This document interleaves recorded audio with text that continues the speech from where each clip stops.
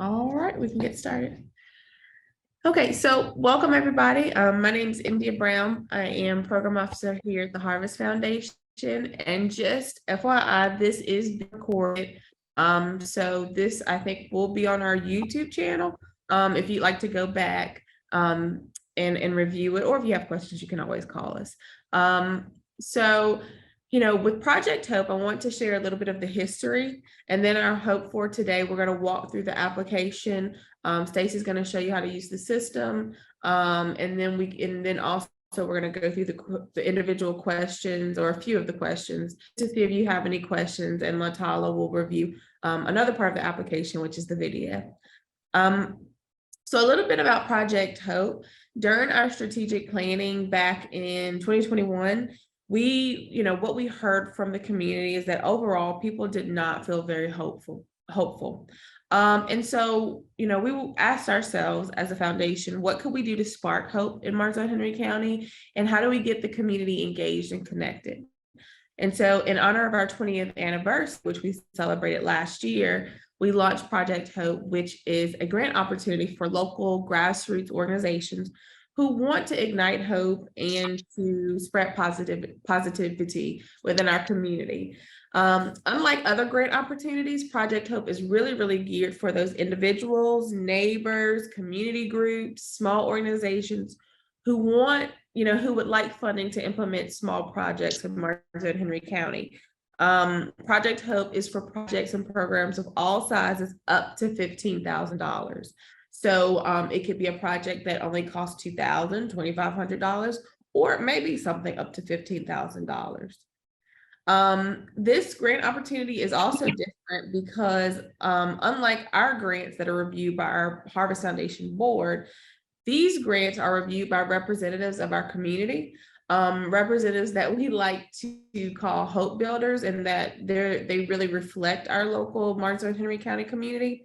And they're the ones who help develop the RFP for this Project Hope grant opportunity, as well as they will review all the applications that come in and make a recommendation on who should not be funded. This year, so last year was our first experience with Project Hope. It was new. This year with Project Hope, we added a few more components. First of all, in April, we hosted what we call community listening sessions in Laurel Park, Martinsville, and Bassett. So we really tried to reach both sides of the county and then as well the city. And we listened, and we had facilitators who listened to hear what the community felt like the needs are in their communities.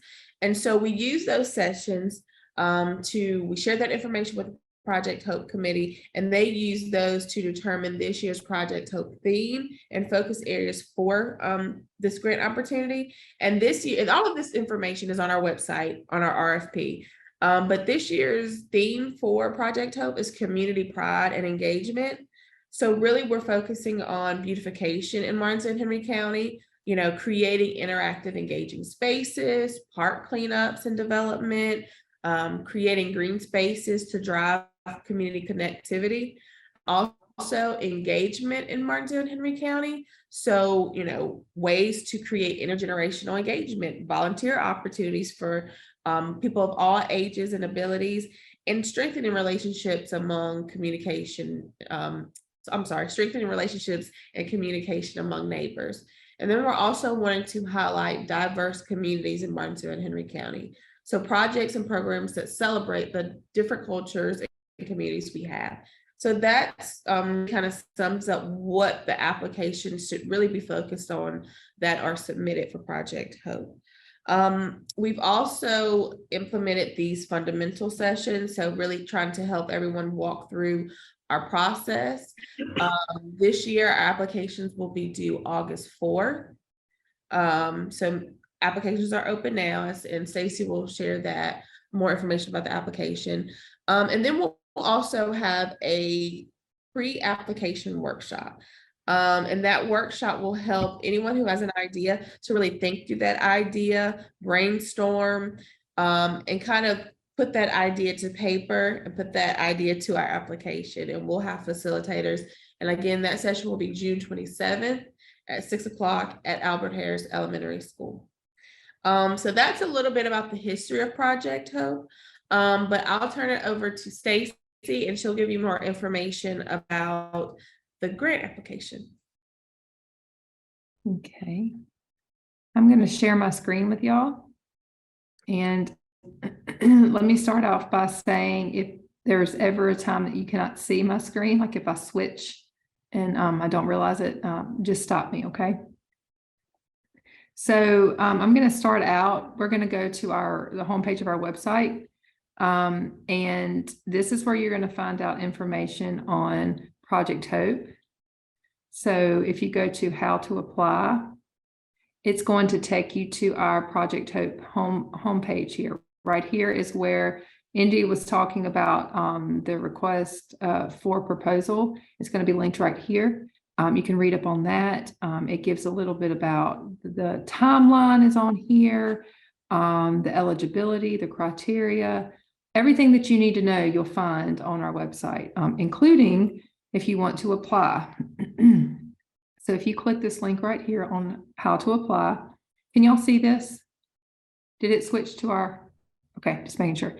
So this is going to take you to our grantee, the grants system login portal. Some of y'all may have already used this before, but if not, I'm going to, give you a brief introduction to this. So if you have never used this, the first thing you're going to do is you're going to need to register within our portal. You're going to click on register here. It's going to ask you a couple of questions.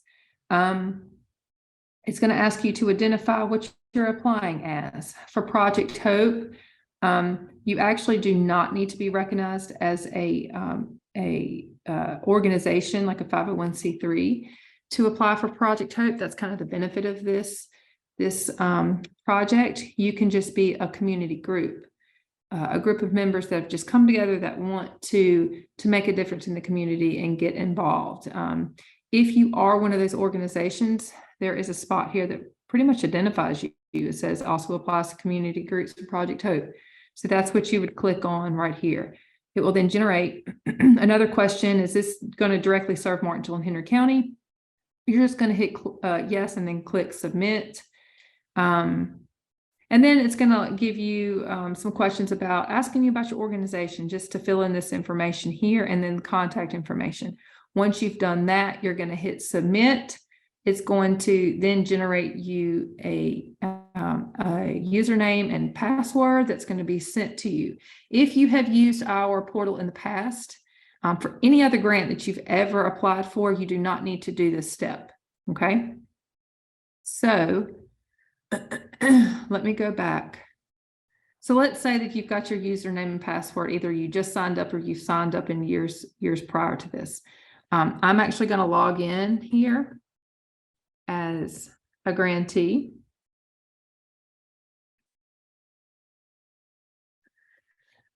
It gives you a verification code now. We've gotten a little more secure with our network. So just give me 1 second if you don't mind.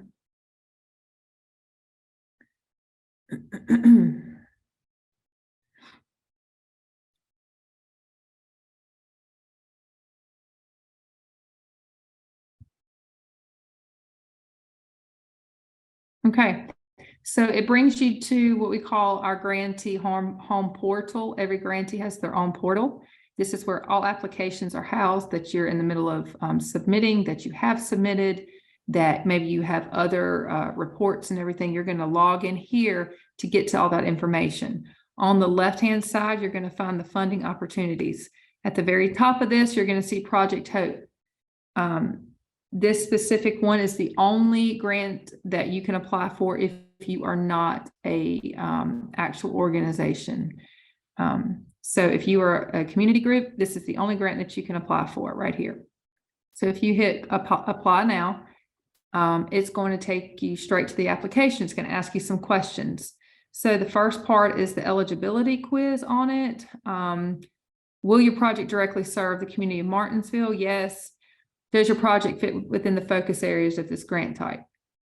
If you then can't remember, or maybe you didn't visit the website beforehand, and you're not sure what the the focus areas are for Project Hope, you just click right here, visit our website. It will link you right back to that website to get more information. So to move things along, I'm just going to say, yes, it does fit within the parameters of this grant type. Congratulations, you're eligible to apply. We're going to click proceed, and then it's going to take you to the actual application itself. Here, you're just going to fill out the application. It's as simple as that. You're going to go through each tab, completing all the information. If you are an organization that's going to need if you're an organization that's just a community group, this right here where it says CEO, executive director, obviously you're not going to have a CEO or executive director, but you're going to have someone that's kind of leading this project. This is going to be the information, their information that goes in right here. And then we're going to click over to organizational capacity. Again, it's going to ask you, what are you applying as? If you need a fiscal sponsor for this, the Harvest Foundation legally has to fund money through a nonprofit. That's where we have to send it.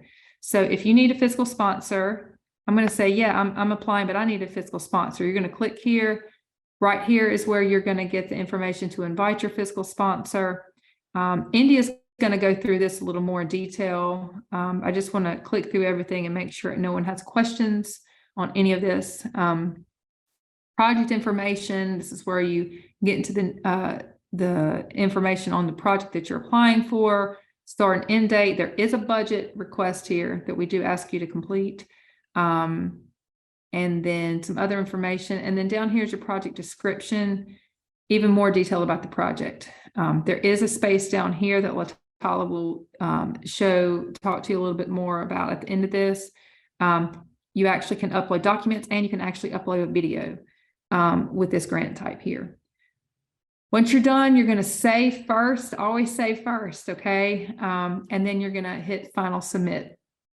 Number one, you do not have to do all of this in one sitting. If you just want to complete this and as you go save along, you can log back into your portal at any time before August 4th and complete this.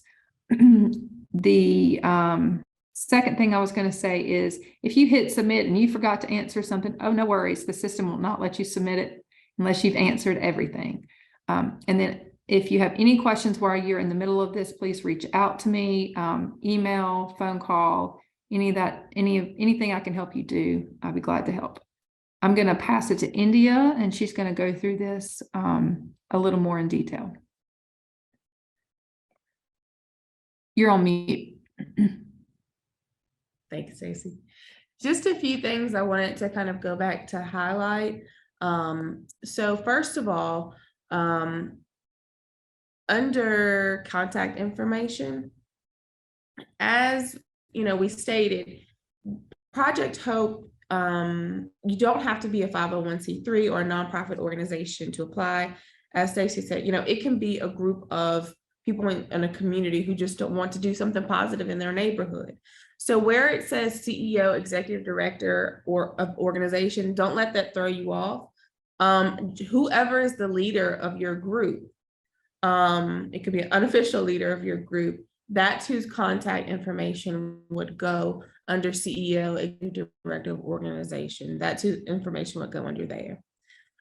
Also under organizational capacity, if you are not a 501c3 nonprofit organization, again, that is okay. As Stacey said, you will need to be connected with a nonprofit in order for us to provide grant funding to you. However, don't stress out about that. We will work with you to connect you with a nonprofit organization so that we can make sure that we can fund you. If you are one of those organizations that has to have a fiscal sponsor, where it says audit financials or IRS Form 990, that you will upload the information from the fiscal sponsor, not from your group, because you may not have audited financials because you're just a group of people who want to come together and do something positive. So your financials will come from your fiscal sponsor. Now, if you are 501c3, then you do need to upload your organization's audited financials or IRS Form 990. Also, there's a fiscal sponsorship. That's for individuals who do need a fiscal sponsor. You just upload it straight from Smart Simple from the grant system, and then you both need to sign it as well. Also under project title, I'm sorry, project information. So Stacy said you'll put your project title, and then amount requested. Again, these are for grants up to $15,000. It can certainly be less, but no more than $15,000. And then for anticipated start date and end date, the deadline for completed projects that are funded is June 30th, 2024. So you have roughly a year to complete the project if they're the project, if it's funded. Of course, you know, once you are funded, and actually throughout this process, you'll be assigned to one of the program officers here at the Harvest Foundation, and we can always work with you where that deadline is concerned. If there's some challenges, you know, we'll work with you on that. But as for what you're requesting when you're submitting an application, it cannot go past the anticipated end date, cannot go past June 30th, 2024. And then if Stacy, if you could pull up the budget, our budget is pretty simple. This is a pretty important part of the application. In the budget, you really just need to put in line items for whatever you think you're going to need for your project. You'll see there's two areas that you'll have to complete in the budget. There is the column for your budget. As you can see, total operating budget for the project, and then you'll need to put in the amount you're requesting from the Harvest Foundation. So let's say your, let's see what Stacy has. Yeah, a test. So you put in the line item, which would test, the amount that you have budgeted for that line item, and the amount you're requesting from the Harvest Foundation. Along with the budget, we are requesting that you upload a budget narrative. In the system, you will see that we have a link to the budget narrative template, which I would highly advise you use that template. And then there's also a budget narrative example. Really, with the budget narrative, we just want details. So if you need, I don't know, gardening tools, it's going to be a community garden. Well, if you could just kind of give us specific information, how much does each tool cost? That sort of information. So it's just where you're giving us more details there. Also under our demographics, so what communities of focus will your project specifically serve? Where it says what neighborhoods will your project impact, if it's your, you know, if it's your street, then put your street name. If it's a certain part of the community, if it's the West End community, if it's Bassett Forks, we kind of just want to narrow it down. So we want to know specifically who this is impacting. But if you have a project that's going to impact all of Martin and Henry County, that's fine too. Just put Martin and Henry County. As far as how many volunteers will be needed for your project, again, we really want people to be connected through these projects. So volunteers are super important. So, you know, it is a great idea with whatever you're trying to implement, make sure you make room for volunteers. And it doesn't have to be an exact amount, but if you could give us a good guesstimate of how many volunteers will be needed, that would be great. And then other than that, under project description, of course, we'll need a description of your project or idea. We'll need to know who your partners are. So are you working with other community groups, other businesses, other organizations? What are their roles? How will the individuals from the community that you're serving how will they be engaged in what you're doing? You know, we really want to do with and not do to. So if you're going into a community, how are you engaging those people in the community to be a part of your project? And then what will your project's long-term impact be? So how is this project going to impact people in the community months from now, maybe years from now? We would really like to learn more about what you're thinking where that long-term impact is concerned. And now I will turn it over to Latala Hodges, and she will give you more information about the video portion. I think I know everyone on the call, but for those who may be watching, my name is Latala Hodges. I'm the Director of Communications here, and I'll be talking to you more about what your video should look like. I strongly encourage you to submit an optional video, just because it gives you more opportunities to tell your story, to tell more about your grant, and to really explain and go into further details that you may not be able to do in the application. So what I'd like to do really quickly is share a couple of our standout videos from last year's cohort who applied in 2022. So I'm going to share my screen and hope that this works.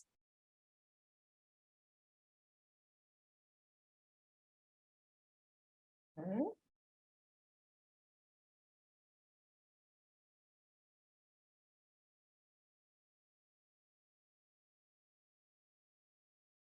All right, so this is the first video that I'll share with you. And this is Joyce Staples, who applied for a Project Hope grant for the Hope middle school. I think it's a Hope Book Club for middle school girls. So I'm going to play this really briefly. Can everyone see the screen? Hello, my name is Joyce Staples, retired English professor and community activist. Thank you, Harvest Foundation, for allowing me to apply for this grant for the Hope Book Club. I propose a Hope Book Club for middle school students in Martinsville and Henry County. Programs exist for preschoolers and elementary school students, but there are no. All right, and I won't play the entire thing, but as you can see, it's just a selfie video. You know, she is explaining more about her program. She's holding examples of books that, you know, she's hoping to read with the girls who will join the program. So, you know, her video is very simple, but it was straight to the point, and you could really put a face, you know, to the project and what she would be doing. So I'll share one more video with you. And this video is from Chris over at the Army Corps of Engineers. And they applied for a grant last year, and please correct me if I'm wrong, to improve the walking trails over at Philpott Lake Camping Center.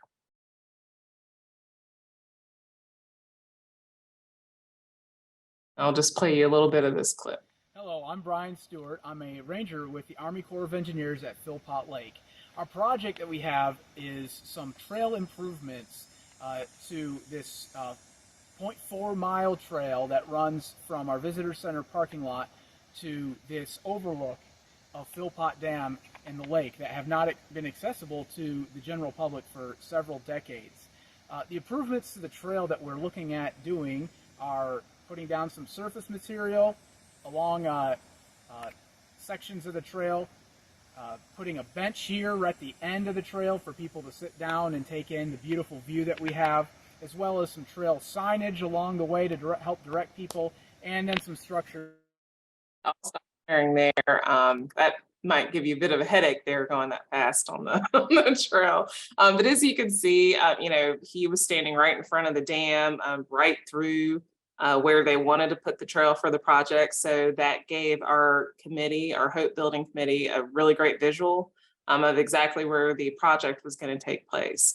But I would just suggest, if you do have someone who can hold the camera, you know, have that, but you don't have to have that. If you have a selfie stick, use it. That'll give you some really good angles. Also, it can be harder than you think to talk kind of directly into the camera without any preparation.